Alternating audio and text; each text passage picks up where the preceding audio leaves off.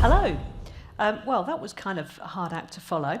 The first thing I should say is, so apologies for being Generation X. I noticed that the photo that got used of me was my millennial self, so hopefully that'll be more acceptable. So I don't need to tell you who I am because it was, okay, already done for me, so you know who I am.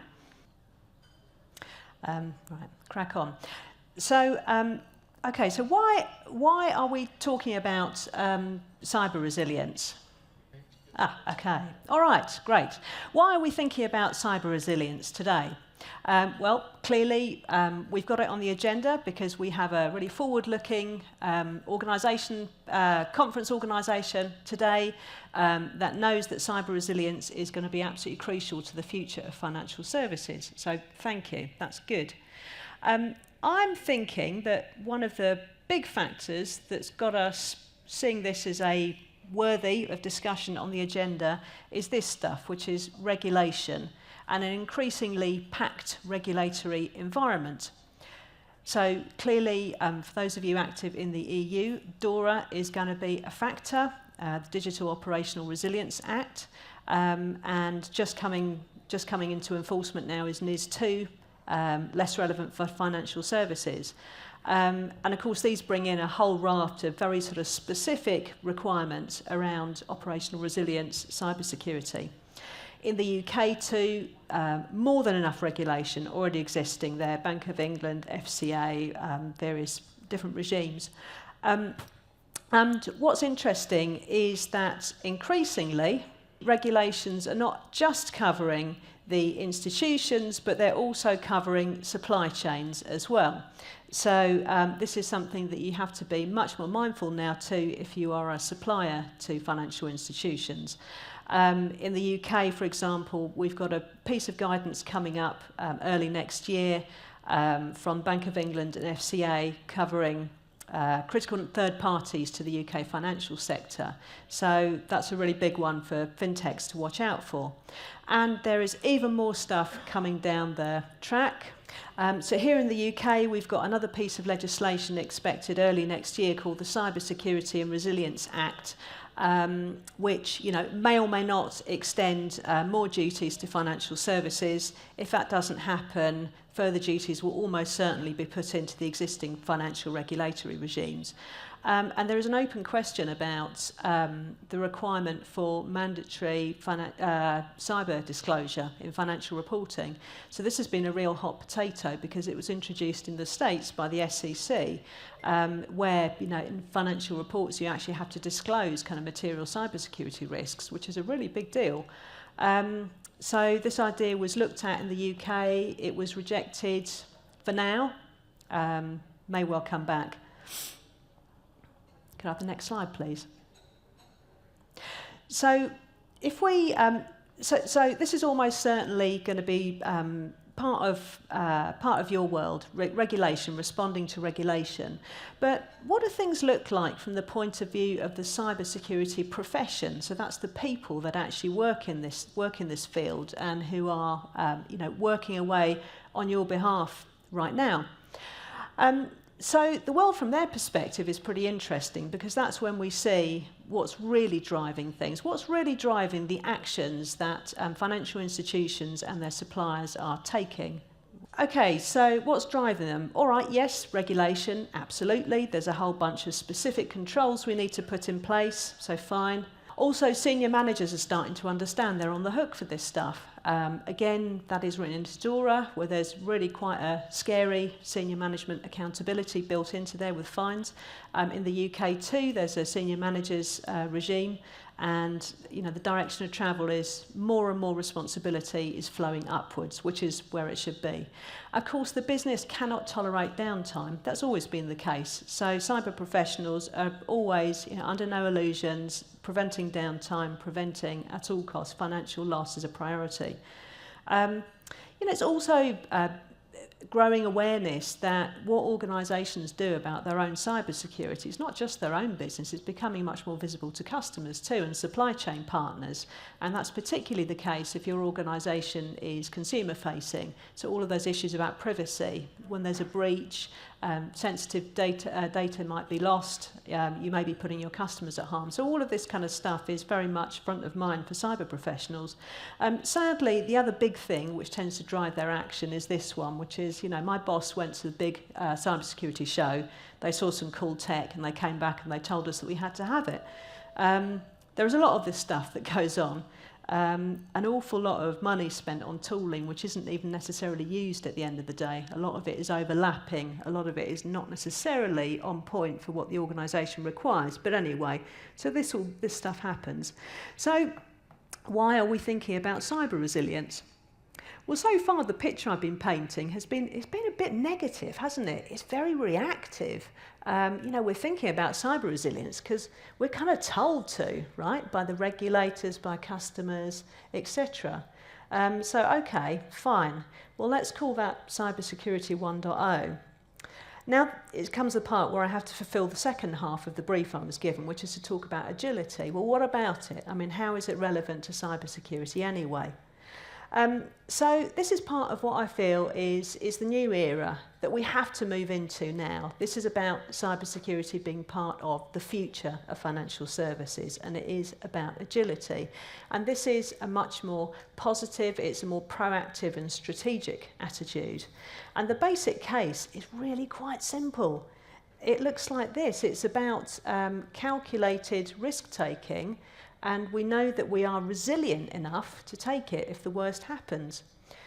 So the thing is about cybersecurity now is, we've left behind a world where we could theoretically kind of patch and mitigate our way out of things. Right now, it is so likely, that your organisation is going to have some sort of breach or attack. It's a question of when, not if, that we have to think about resilience. So not just let's just spend all of our time trying to make sure it doesn't happen. Yes, do that. But if and when it happens, can we withstand it? Can we walk away from that and still survive? So that's what resilience is about. And what this means is that when we've built that resilience, when we've built the capability we need in cybersecurity, and we've had a really, really good, strong analytical look at what the risks are, and thought about whether we can survive that and are we doing the right things, all of that means is that we can make decisions with confidence. It should be a business enabler. It should let us take more risks in a way if we're clear about what our posture is. Cybersecurity clearly in financial services is absolutely nothing new, especially the larger institutions have been doing it for many, many years. In many ways, actually, FS is probably one of the most mature sectors in terms of cybersecurity. But the way I see this is that there are kind of things we do day to day in cybersecurity, which are kind of what I think as comfort zone. These are activities, in some cases, which we've been doing for many years, which we're often good at. We certainly have very mature practices around, and are not massively disruptive. So, for example, big ongoing programs of cyber remediation, where we just go and tick off taking out vulnerabilities, patching systems, removing legacy systems that are risky, putting in place new stuff. So that's fine. Always going to be discussions about how much budget we're allocating, are we doing it most effectively, but fine. Risk management, mature practice in financial services, not suggesting it's perfect by all means, but it's a lot more mature than what you get elsewhere. So cybersecurity can fit often quite well in there, and you do get a degree of maturity around risk management, I think, in the sector than you get elsewhere. Organisations are often very keen to buy new tooling, and again, it often, especially from a senior management point of view, it can be quite a low friction way of looking like you're doing something about the problem, not necessarily very impactful, but it certainly exists. And cyber awareness training is probably the newest form of useful mitigations, things we should be doing. We certainly should be training our staff in how to be secure in their behaviours. It's a very easy bolt-on, and again, it's really, really easy for the board to just push a switch and make that happen. So, new era of cybersecurity, this much more kind of proactive, strategic approach where we're thinking about being positive, not just reactive. What are the kind of new things we need to start doing? The next level are, I think, practices and attitudes which are altogether tougher, harder work, more disruptive, in some places frankly painful. But this is the stuff that has impact. So security by design, for example. Traditionally, the way that we did security in engineering, software development, was, we spent a lot of time building whatever it was we wanted to build, and somewhere near the end, we roll in our cyber people and say, oh, you take a look at that and, assess it. Cyber people become very, very unhappy very quickly, at which point we start to mutter things about the Department of No and, business prevention officers, and, some kind of horrible fudge comes up and everyone walks away dissatisfied. And then, yet more probably quite insecure infrastructure is rolled out and becomes part of the furniture. This is how we've got into the place where we are today. So the idea is security by design. It's not rocket science, is it? Right at the beginning, when we come up with these new product ideas, these new service ideas, new transformation ideas, let's think about security then and there. Because guess what? Your security architects are clever, helpful people. They can help. If you talk to them right at the beginning, they will help you design something which is secure right from the beginning, rather than having to retrofit it to mitigate in hindsight and do all of that bad stuff. And this is starting to happen. Teams often kind of lack expertise in this area. There is a shortage of security staff, but direction of travel is security by design. So this is something to think about in all innovation, all digital innovation. Supply chain security. Okay, so some of us have probably been sending out security questionnaires to suppliers for many years, but doing supply chain security properly is another order of magnitude. And, the thing is here is that if we think about this in terms of operational resilience, in terms of dependency on third parties, the interconnectedness of systems, what would be an impactful decision to make here? It might well be a decision not to work with a particular supplier. That is painful. That's a really, really painful decision to take.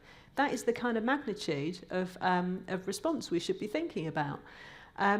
We've seen way too many examples of really, really serious critical incidents caused by supply chain attacks. And whether you've been caught in the crossfire or whether you're a target all along, it doesn't really matter.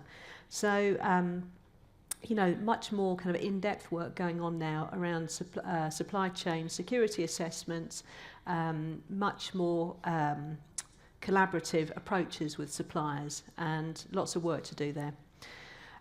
Cyber due diligence is something that I find very interesting, and this is starting to happen, particularly around M&A.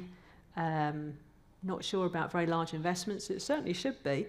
The question of course, disclosure, financial reporting here is really, really relevant, isn't it? But I guess I make the same point here. There are some organisations whose cybersecurity is so bad that it should stop them getting business opportunities. It should stop them getting investment. It should stop them being bought. We have to protect the whole infrastructure.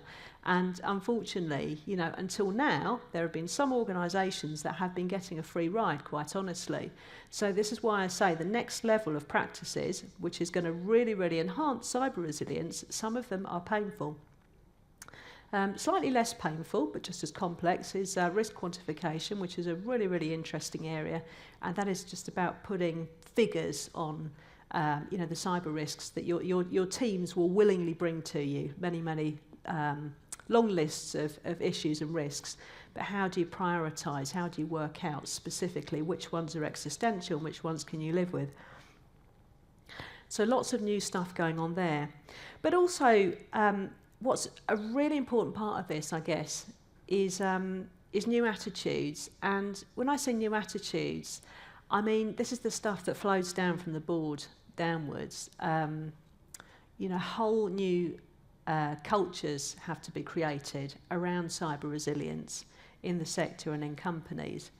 That's thinking about when, not if, thinking about resilience, not just chucking everything at mitigation, but also doing all of that modelling, scenario planning, and taking the painful decisions sometimes that will mean that when the worst happens, we can keep running. Cyber governance is really, really important, so I'm going to say a bit more about this in a minute. The role of the board. Many boards have been taking a real back seat on this issue for far too long, forever actually. Lack of board engagement is a real problem for cybersecurity in all sorts of ways. So that needs to change. And culture has to change. I'm going to say a bit more about that as well. So let's talk about cyber governance first. So, role of the board. Cybersecurity. So for too long, I think boards have seen cybersecurity as a very, very technical practice, which is somebody else's responsibility. Okay, it's just one of the kind of very detailed technical operational things that happens, and I would rather not think about the details. Okay, fine. So what you get then is you get this level of disengagement between what's driving the organisation strategically and what's happening on the ground in terms of the people that you have managing your cybersecurity on a day-to-day basis.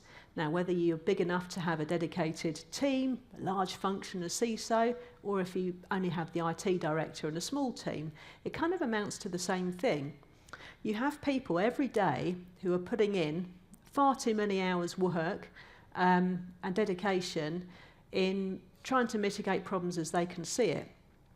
Are they the right problems? We don't know. Are they doing it in the most cost-effective way? We don't know. Are they chucking years and years of effort at something that, a business we're going to sell off next year anyway? So there's real issues here around disconnection. Maybe that team strongly believes that the issues are about service availability in this particular part of the business over here. Actually, the board has long since concluded it doesn't really matter, that bit of the business. Actually, what really matters is this bit of the business over here. The cyber team doesn't really know very much about that. It doesn't really seem very risky. Who cares, So, real misallocation here of resources. This is what happens when the board is disconnected from cybersecurity. And the reason for that is lack of confidence. That's a really big deal. On a very kind of personal level, most non-exec directors are a certain generation. Boomers. And often kind of finance backgrounds, commercial backgrounds, legal backgrounds, very, very few technical people on boards. And so you get kind of lack of confidence, you get lack of willingness to engage, you get just not knowing what question to ask, don't know how to put it on the agenda. So cyber governance is a very, very immature practice. But the fact is we know that it can be done better because actually boards oversee all sorts of very technically complex issues, particularly in financial services, right?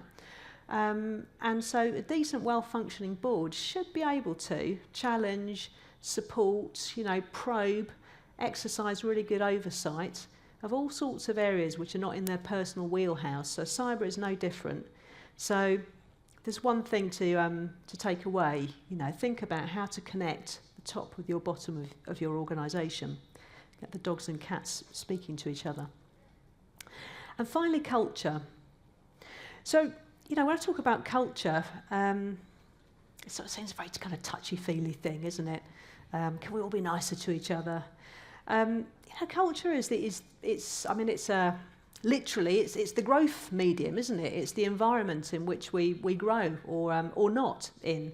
And if we're going to have an environment, a culture which supports cyber resilience, which helps the organisation to become more resilient, then it's got to look really, really different. There are so many problems with default security culture. There are three issues I see here. Number one is that everybody thinks it's not their job. Okay, the business, whatever part of the business you're in, you think it's the tech team's problem. Okay, and the tech team, if you're big enough to have a cybersecurity team, the tech team also thinks it's the cybersecurity team's problem, their responsibility. So that is a real issue, because you know what? The business makes decisions every single day which affect cyber resilience. The business chooses to take on certain types of risks. They decide to keep certain service lines up and running, certain systems up and running. They decide to, invest in new systems and new services, all sorts of decisions. And when we make those decisions without incorporating any thinking about cybersecurity, and then we force our cyber colleagues to carry the downside, that is not only incredibly unfair, but it's also just a bit dumb. Okay, so that's the first problem. Second problem is those people who have now taken all of that risk and that responsibility. These people, they're kind of burnt out. There's a real skill shortage, unsurprisingly. Cyber professionals, particularly experienced, highly qualified ones, are massively in demand. And it's not uncommon to see teams running vacancy rates of like 50%, Smaller firms find it really hard to find people with cybersecurity expertise. So there is just not enough of them to go round. And then, you've added to that this enormous workload, this responsibility they're taking on board. It's a recipe for burnout. It's a recipe for mental health issues, actually. So, we go back to that nice positive view we had about cyber resilience. It's supporting agility, that lovely monkey flying through the air, That's so. If you've got a kind of cyber capability which is half burnt out and half not even there, that is not going to support agility. So we have to get to grips with that. And the third issue, which is kind of a confluence of the first two, is the worst of all. I think it's insidious, which is this kind of blame culture you get in too many organisations. So having kind of absolved ourselves of responsibility and shoved it onto the cyber teams for years, now something bad happens, which, by the way, they have almost certainly been warning us about for years, and then we decide that they weren't doing their jobs properly, and so someone gets fired. So Chief Information Security Officer, the CISO, also stands for career is suddenly over. Average job tenure, 18 months. So really, really common. Hit the headlines, you'll hear about a breach. Pretty soon afterwards, that CISO will be gone. This is bad. This is not helping anybody. What that does is it creates a fear culture, doesn't it? It creates a culture of blame and shame and fear and cover-up. It does not create what we need, which is a culture of learning and continuous improvement. We only learn if we take away the fear and the blame and the shame. So this is what we want to see. We want to see that learning culture. This has to be driven by the board. Okay, if board can't be part of the problem. We can't have boards which are demanding heads roll because they read about their organisation in the press in a very unflattering way. The business shares responsibility. Anyone who is making decisions about systems that touch on cybersecurity, they have to incorporate that voice. It has to be part of decision making. And, fine, we decide to accept the risk, then accept the risk. Please do not absolve it. We need effective leadership. And this, again, starts at the top, middle ranks, cybersecurity leadership, really tough. It's a really tough place to be. We have to get these organisational cultures working better so they can support these teams. Have to find ways to use those resources properly so we're not dealing with burnt out, high vacancy teams. And we've got to invest in the workforce to develop our people because, cyber resilience it's a fundamental part of doing business now. It's going to be what keeps us going and surviving into the future. And so fundamentally, we need a different kind of workforce. We need a workforce where everybody is aware, supportive, empowered, has some training, and they are working really effectively with their colleagues in cybersecurity to make sure that the whole business feels the benefit. So that's it from me. Really happy to take any questions or comments.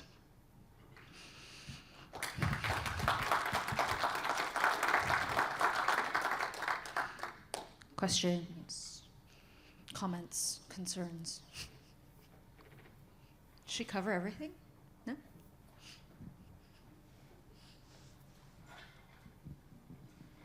Thank you, Jessica. My name's Chip. I run a company called Zenshuri. You made a very good point about the separation between the cyber arm and basically the rest of the business in many spheres.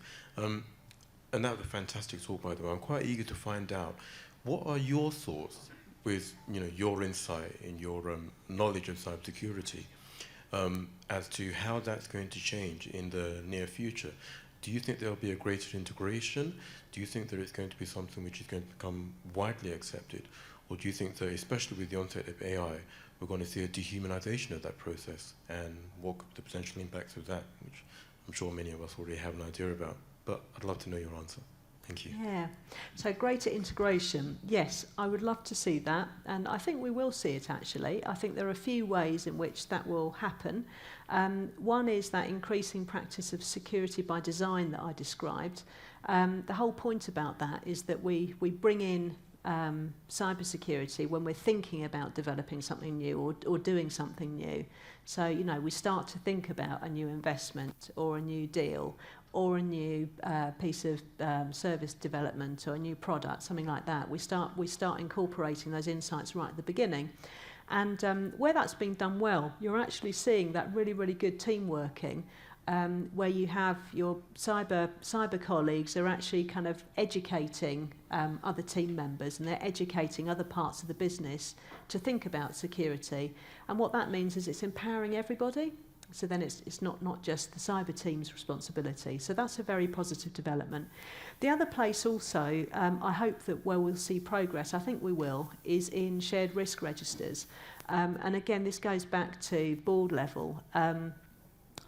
Boards, your typical board has, risk registers coming out of their ears. Some of them are, really very, very sophisticated in the way that they're managing that risk and they're visualizing it. But it's often the case that there is a entirely separate cybersecurity risk management risk register, which is somewhere down in the business down there. And like I said, this is where you get this issue of disconnection. So lots of people working on better ways to integrate those things, and it's honestly it's quite challenging actually. But what you can end up having is you can have a corporate risk at board level, which might be something to do with, I don't know, reputation, for example. And there could be, at a more granular level, 20 different things that could happen that might affect that. It might move the needle, and cybersecurity might be, a few of those. So there what you have, once you start looking at that risk holistically, you've then got your cyber colleagues working side by side with your comms colleagues and your other colleagues, when you start to think about risk in this quite holistic way. So I think that's another hopeful driver for integration. I hope that answered your question. Any other questions? Okay. Thank you so much, Jessica.